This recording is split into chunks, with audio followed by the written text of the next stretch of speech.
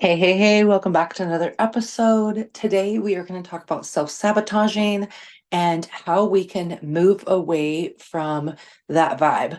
I truly do believe that self-sabotaging is something that we all at some point in our lives will experience some sort of self-sabotage. And it's just part of growth. I really do feel like this is it's just something that's part of growth. It's something that we experience, that we go through. And some people experience it more often than others, and some people may never even noticed that they're doing it and walk right out of it. So, like, everybody's different. But what is self-sabotaging? Like, let's just start there. Um, it's a behavior or thoughts, especially of an involuntary or unconscious nature, that are harmful to one's own interest or development. Self-sabotaging is often something learned in like childhood. That's like really good information right there. So it's something that like we subconsciously usually learn. It's a habit or behavior, like a paradigm. It's part of, part of self-sabotaging is a paradigm in itself. It's a behavior and a habit that we learn. It becomes an unconscious nature, and it's involuntary, which means that it's a habit that we develop and it goes into our subconscious mind, and then it becomes harmful to us because it's a something we don't want. It can hinder us and stop us from doing really great things.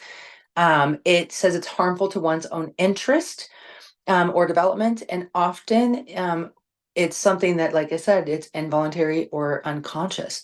Um, and so, how do I know if I'm self-sabotaging? You might be asking yourself this. Um, it can be hard to recognize. Just being transparent, for a long time, I had no idea I personally was self-sabotaging myself. But here are some signs that you might see, and maybe you see it in yourself or someone else. And so here are them. Procrastination. You repeatedly delay or avoid important tasks even when you know they're important. I was the world's best procrastinator, professional procrastinator. And I literally stopped. I made a decision just this year that I was done self-sabotaging. In July, I said, I'm writing my book and I'm getting it written and I'm having it written by the end of 2024. And I had been procrastinating on that intuitive thought and had actually slowed it down, the vibration for it, because it's been on my heart since 2020. And here it is 2024. And so I stopped procrastinating and I made the decision that I was done self sabotaging. So you get to make that commitment to yourself, and it's going to be a daily practice and a daily habit. I have a task list. And on that task list, it tells me how much I need to work each day on my book to get it finished. Um, the next one is negative self-talk. You engage in a constant internal dialogue that's critical or demeaning of yourself and to yourself. So what that means is your talk that you say to yourself is very critical and very judgmental, very negative. And I remember my internal dialogue, and it was constantly disrupted by negative thoughts of, criticizing myself. I was my worst critic. Nobody could hurt my feelings because I would hurt them myself. I would say things like, you're not good enough. You're not worth doing that. You are going to fail. Like, why are you even giving it a try? Like, I would count myself out before I even got started. The next one is avoiding feedback. You feel defensive when you receive criticism or even constructive criticism. So you get internally, emotionally triggered, and self-defensive when you get any kind of feedback from anybody. When somebody offers you their opinion on something, you can't handle that. I remember being very defensive of everything, and it was just avoiding that feedback. I just didn't want to have those conversations. Communication was really not something that I was great at, I felt like, and it hindered me. So I would count myself out before I even got started. The next one is setting unattainable goals. You set goals that are too high or too low, or you wait for things to be perfect before moving forward. So I'm going to tell you, I have a type C goal, and a type C goal's world is just wild and crazy, but it's like on my heart. It's my burning desire. I truly want it. And that's not unattainable in my eyes. It's something that I never thought I could imagine myself doing, but I'm growing into the woman that I need to become so that it will happen. And that's not an unattainable goal. They're talking like a hope and a wish. They're talking like you constantly set a goal, but you never go after it because you have some sort of reason why life isn't perfect right now to achieve it. That's what this means. Like you constantly are setting it like I'm going to do this and I'm going to do that, but you never get to the to the even baseline because baseline goal, which is the very first goal. Like your first setup of goals, because it takes a few little goals to get to the bigger goal, right? And you gotta have those baseline, those base camps to where you're like, did I hit this? Where am I at right now? And it's like a check-in with yourself. But you feel like life is not perfect. The kids are still in school. The kids aren't out of school yet. The weather, the season, whatever it is, like whatever it is, you just keep making excuses to not go after your dreams and goals. The next thing is withdrawing from others. You pull away from friends, family, or colleagues, especially when you're stressed or challenged. I have been guilty of this to a fault too, because I truly like will get reserved and quiet and I feel like I need to face it all by myself, which is not true. And we shouldn't have to feel like that. But society has done that to a lot of people, especially when you've had a lot of problems in your life and you're working on your mindset and you're trying to have a healthier lifestyle. It changes like relationships and things. And some people are going to be around for a season and some people are going to go through it with you, and that's okay. But you've got to learn to start leaning in and don't be afraid to just say this is where I'm at, and having someone meet you there. And if they can't, that's okay. Don't hold it against them. But withdrawing from others, you got to make sure you're getting out in nature, go out to the grocery store, go out and have a conversation with somebody. I had a conversation with the gentleman that was getting my basket at the grocery store today. And he was telling me how he was so happy and he loved his job and he loved what he did and he loved helping people and he loved that he found his soulmate. He's like, I've been with my soulmate for 17 years. He's like, life is beautiful. He's like, the weather is nice today. He's like, I get to help you. And I'm like, yes, I love that. I said, I've been with my soulmate for 12 years. I was like, that is so awesome. Congratulations. Like, I love how happy you are. He was such a gentleman. He made my day. I had this, and then like everywhere I went, like everybody was just saying hello and smiling and kind. And if they weren't smiling, I was offering them a smile in regard, even if they weren't, and it made them smile. Like I had this little kid, a little 10, 11-year-old kid walk right up to me, just the cutest little gentleman. And he kissed my outside of my hand and he said, I hope you have a beautiful day. And his mom was like, oh my gosh, so embarrassed. And I was like, you made my day. I hope you have a beautiful day. Thank you so much. How did you know I needed that? And it was just that little kind gesture of just being a sweet kid and being a gentleman. And these gentlemen were just so awesome. And so, like, what are you like? Are you going out and just alleviating that stress by finding the gratitude, right? We can find the challenges and the stress all day long, but when we can look for the joy and the gratitude in ourselves and others, it changes that withdrawing from others into expanding yourself and leaning in and being a part of the beauty, right? And so, like, what's next when self-sabotaging is also holding grudges and bringing them up in arguments later with yourself and other people. Um, you need to stop throwing mud, is what that's basically saying, because that is just a toxic behavior that has been learned by someone or something in some area of your life, most likely in childhood. And that grudge, it's not necessary. The past is in the past, and we have to learn to leave the past in the past. We we need to realize that grudges just give you poison. There's only poison is the one who's holding the grudge. That's the one who's getting is drinking the poison and eating the poison, not the person they're holding the grudge against. It's like forgiveness, right? It's the same thing. You don't want to hold on to that poison and have those things in your heart, because how can you send love and unconditional love into the world and have that for yourself if you've got those grudges taking up space? So you got to let them go and give them to your higher power, give them to God, give them out to the light. The next thing is serial dating. This might sound crazy, but you break up with a partner on the light because of the slightest issue, only to start dating another person right away. Like, I understand not being in a healthy relationship or people not being compatible or like things that are just way too toxic that you are just like, I am not going to deal with this. Like, I've been there, I get it.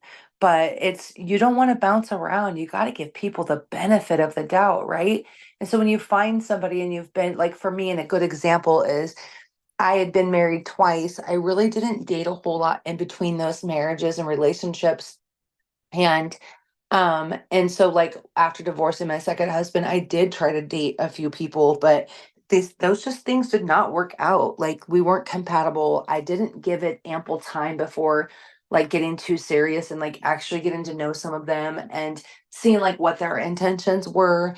And, if I would have actually like sought those things out, I know I would have never dated them in the first place. And so like that was some lessons learned, right? But then when my partner now, when we got together, 12 years ago, we sat down and we had those conversations and we were grown-ups about it and we told each other like what we wanted with our lives and like like I expressed like, being a single mom with three kids, going through divorce, like these are like my stipulations and like this is what I want out of a relationship.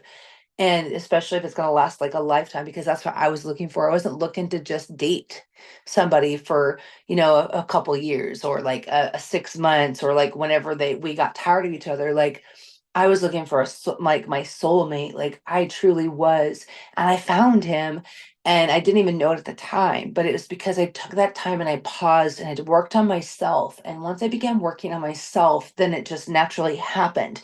But I stopped the serial dating because it just didn't work, right? It just was none of it worked out. But then as soon as I started working on myself and giving myself more love, self-love, and forgiving myself for things and giving myself grace and learning from my mistakes and learning from the things that I had gone through, that partner that was meant for me showed up. And so the next thing was avoiding conflict. Like I just told you guys, I was non-confrontational. I did not like conflict.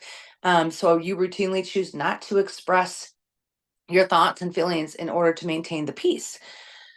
This was me. That's why I stayed a victim in domestic violence for 17 years. And that's why I had 37 years of trauma built up because I didn't want to express my thoughts or my feelings because I was afraid that it would ruin everything in my life. It would damage family people in my family, it would ruin relationships, it would cause a lot of people to not want to have me in their life because the truth can hurt. And so for me, I just had to decide what was my truth.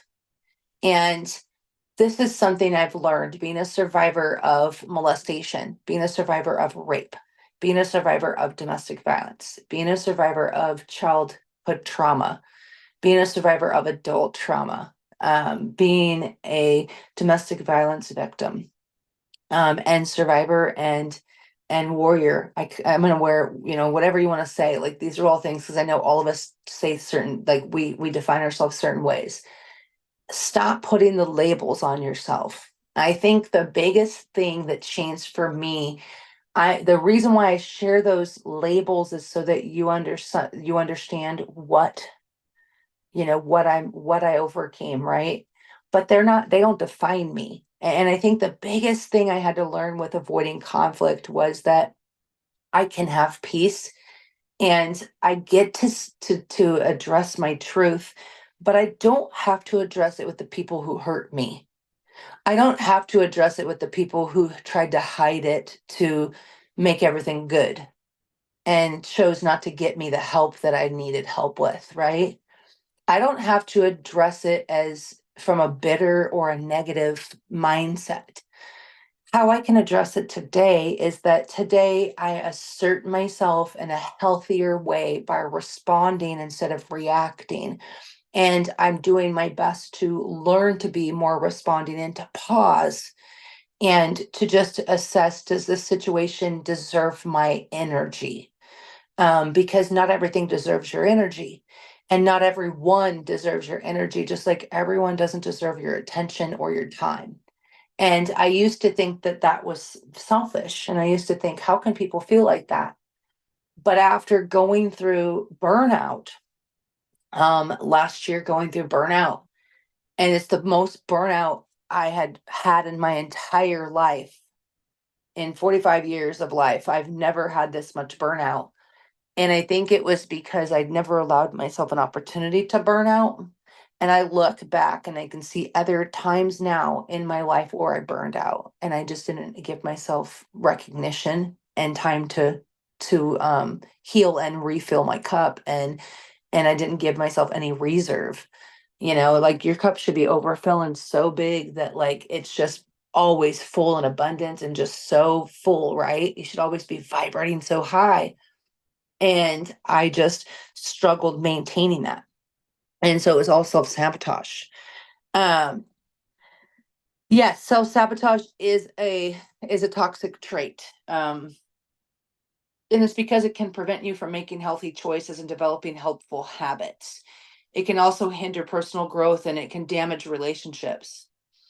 It can be caused by a variety of factors. Okay, we talked about this: childhood issues, past relationship effects, low self esteem, coping problems, even cognitive dissonance. If you're going through depression or postpartum depression or anxieties or PTSDs from certain things, this is where the self sabotage can get really hard on us because I was in Stockholm syndrome. So being a survivor, I went through years of Stockholm syndrome and I had no idea until I got out of it and started really healing and doing the real work on the inner work on myself, right? Um, and what I learned is in Stockholm syndrome, you protect the abuser, and then you become the person that you start beating yourself up. Like you start believing what they say about you and your kids and like your family and like the things around you and the people they're talking about. You start really you just get so tired of arguing and fighting about it, and you get so tired of the manipulation that you'll just say, well, yeah, sure, whatever. And that just, it only takes 17 seconds for something to go into your subconscious mind to be a habit. 17 seconds. And then about 27 days of saying and doing that, and boom, you've now developed a habit, whether it's good or bad. And so negative self-talk, that self-sabotaging, that Stockholm syndrome, like all of those things just plummeted me because I found myself just saying, F it, like I don't want to deal with this. And so I started drinking heavier. I started, like you start experiencing with things because you're just like, I'm just sick of it, like I'm just gonna numb it. And so that's a lot. I was just telling my hubby today, I was like, gosh, I realized when I started numbing myself, and it was after I got sick and tired of just the bull crap. Um, the other thing is perfectionism. You literally set like unattainable standards for yourself and others. That's where that like anxiety, like that have to be at an appointment and you have to leave like an extra, 25 minutes early because your like anxiety is amped to the roof that you're gonna be late, that perfectionism right there, that right there is to get me. I used to have to arrive 15 minutes early minimum everywhere I went. It didn't matter if they told me that I didn't need to be early because I was scared to death that I was going to get there late. I'm not even kidding you. The anxiety was so high. And I've like had panic attacks because of it. I'm not even kidding. And arguments would develop because of it because it just became so frequent, right? The frequent feelings of regret, dwelling on the past, the mistakes. You lay awake at night and you can't fall asleep because you're just constantly playing those things over and over and over in your head. That's self-sabotage. You've got to learn to to kick those things out and say, no, you're not that person. And who do you want to become? Like start thinking about who you want to become, and then you can develop little habits to become that person. Um, Repeating old patterns in relationships, picking fights, resisting intimacy, projecting insecurities onto your partner, like all these things are forms of self-sabotage. They become very unhealthy and toxic. So same with at work. You're at work, you're having forgetfulness, you're not meeting your deadlines, or you're failing to follow through, or you're arguing with, or you're not liking coworkers and bosses. Like these things can become these are self-sabotaging habits and things that develop the more we're not being true to who we're supposed to be. Self-medicating, drugs and alcohol. I did that. That was part of my self-sabotaging. It was part of me just saying, F it, I'm gonna numb it. People pleasing, prioritizing other people's needs over your own, not taking breaks, leading to exhaustion or burnout. Need I say more? These things are habits that we think we have to do out of fear of what other people might think of us, out of fear of losing a job, out of fear of losing a friend, out of fear of losing somebody that you think you have to have in your life. No, the answer is no. You have to figure out what healthy habits you're going to replace with the negative habits. Here's how I beat my self-sabotage. This is how I kicked it and how I'm working on it. Is I worked on my self-image. Um, I fell in love with the book. Let me get it so that I don't give you guys the wrong author. But I'm just being honest with you. I started here. Um, my life coach told me that she wanted me to get this book. And this is me, this is just not a plug, it's just a cheap plug. It's something, like I said, I fell in love with this book. And it's really helped. You can get it on Amazon, you can get it on Audible. I'm sure there's a few other places that you can get it, but it's called Psycho Cybernetics and it's by Maxwell Maltz, Maltz. And it's got the cover of it, just so you know, is red and white, and then I believe black around it. So those are the three colors you're gonna look for when you see it. But it's such a good book. And I on Audible personally myself, and and I fell in love with it because it unlocks your potential. It's a guide to your self-image, and it helps you work on your self-image. And so for me, my self-image, my internal blueprint for success was completely damaged. Like I just had a toxic, like really, really hindered my self-image. From my inner child was so broken. She was so broken. So I've been spending the last year putting her back together and healing her and comforting her and loving her. And if that sounds strange to you, that's okay. As you read this and you learn more, you'll understand. But I had to really do the inner work, and I've been working, and it's a lifelong process. But oh my gosh, do I love her so unconditionally today, and everybody else. Like I literally like I just feel so good. Like I'm so grateful. But it's reprogramming your autopilot from self-doubt to self-assurance, and then beyond personal transformation, psycho-cybernetics in your digital footprint, actionable steps, implementing the psycho-cybernetics in the digital world. So this is like you get the opportunity to actually work on your blueprint, to like rewrite your self-image. And that's actually what I'm in the process of doing right now. And that's part of not self-sabotaging. Um, Part of self-sabotaging is being so afraid to be to share your truth and who you really are. And I'm still discovering who I am. And I was so afraid of people saying you're being fake, or because I'm changing and evolving into this different person. But the truth is I'm just growing into my best self, and I'm going to be different. I want to be different. I don't want to be the same person, right? I want to be better. And I want to be so in love with her and life and people and everything around me, that I just want to be so joyful and so grateful for every moment that I get. And like, I don't want to look at things in that negative pattern anymore. I just want to see the good. And, I was out driving yesterday and today, and like so much stuff happened yesterday, so much contrast. Like there was just so many ups and downs. And it was so cool because my vibration never changed. And I noticed it was still like a 10, like it was just still so good. And I'm driving, and my mom's with me, and we're enjoying the drive. The rain kind of chilled out. It was just so beautiful for fall. We went down this one favorite road of mine, and I don't always get to go down it during this time of year. So I was just so humbled, and it was so beautiful. I didn't even take the time to like pull out my phone and get a video or to get a picture, because I was just in the moment. But I was thinking my future self would do this all the time. Like she would drive this road all the time. She would like live on this road. Like my future self would live on this road, and she would love going and seeing these trees all the time. And she would have these trees on her property. And like my future self would just love, love, love this. And I just embraced it in that moment with my mom and just loved the drive. And I told her, isn't this so gorgeous? And so, like, that's part of not self sabotaging, because I will tell you, we made it to the grocery store, and then their machines were all down. So we couldn't even shop. And we could have gotten so frustrated and so upset, but instead we're like, hey, we got the nice drive. We're spending quality time together. Let's go hit up another store in another town. We got to go back driving through that same beautiful spot. got to take in some more of that nature, and like it just felt so damn good. And old me, the version that people were like, you know, stuck around because we were similar in energy, right? We matched energy and we matched vibration.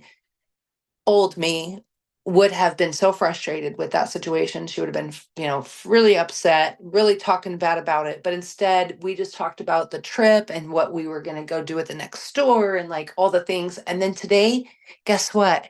We got to go drive that same drive again. Like, how blessed am I? I got to go through there 4 times instead of just once, maybe get to, or just one time. I got to drive through it 4 separate times, and it was just so beautiful. And it was just so breathtaking, and it felt so good. And it was just so pretty. Like, I can't even put into words how gorgeous those fall trees were. And my mom said something today on the way through. She said, "This reminds me of when I'm driving through Arkansas," because she got to go to Arkansas last year. And so that made her feel good because she really liked that trip last year. And so to just know that we both were feeling so good, we were in a great mood. Shopping went wonderful. Like, we met the nicest people shopping. People were wanting to help her. It was just so cool to see all the love, right? And so, like, you get to decide your attitude. You get to decide your thoughts. You get to decide whether you're going to be a negative Nancy or whether you're going to be not a negative Nancy, right? Whether you're going to just have this divine attitude to where, it's everything is okay. Everything is for you. Everything is good. And I think that's been the biggest transformation that I could give myself is that attitude shift, that perspective shift on life and everything around me, and not letting anything going on outside impact my insides, my thoughts, my emotions, my feelings, what I think, what I say, what I do. Those are the things I'm in control of. Those are the things that I get to choose what I say and do and how I say and do it. And I will tell you this, as soon as I realize that I'm in control of me, everything shifted because I don't worry about what anybody else does anymore. I'm not worried about what people think anymore because I can't control those things about them. I can't control anybody. I can control me. I can control those things about me. And we are rubber bands. We're magnets, right? We shoot rubber band and it's going to come right back to us. It's going to stretch and come right back. Same with the magnet. Same magnet. It's going to attract what we put out, right? And so, what do you want your magnet or your rubber band to bounce back to you? And that's what I think about every single day. I check my attitude, and throughout the day, even check my attitude, not just in the morning, not just at night, but like all throughout my day. Do I want to respond to that? Is that worth my energy? Is that going to bother me in 5 minutes, 5 hours, 5 days, 5 weeks, 5 months, 5 years? Nope, not worried about it.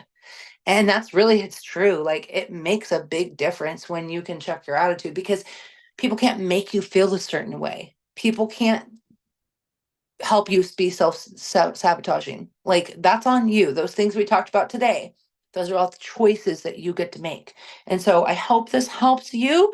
I can't wait to hear all about you checking out that book. I would love to hear your thoughts. I'd love to hear if you have any questions. Don't ever hesitate to reach out. I hope you have an amazing, amazing day.